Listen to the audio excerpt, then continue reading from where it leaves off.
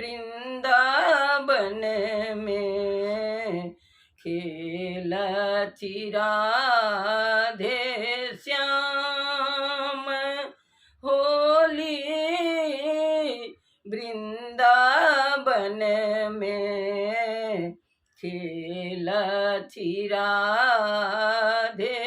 श्याम कहाँ के वृषभानु दुलारी कहाँ के वृषभानु दुलारी कहाँ के घनश्याम होली वृंदावन में खेलती राधे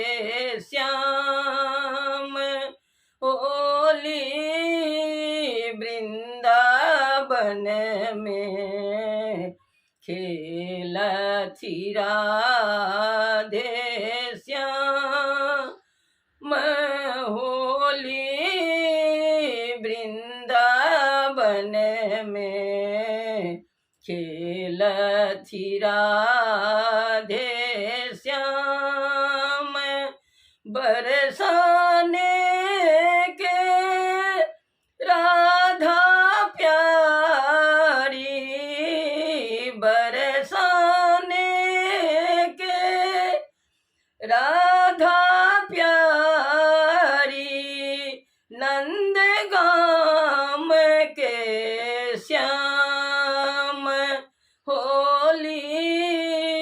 वृंदावन में खेलती राधे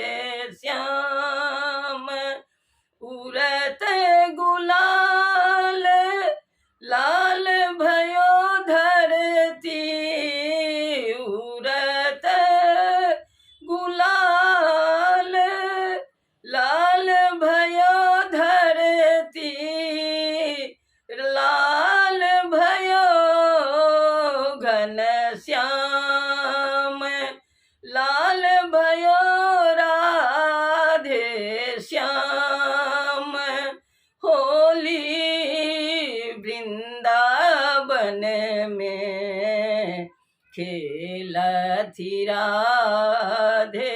श्याम होली वृंदावन में खेलती राधे श्याम।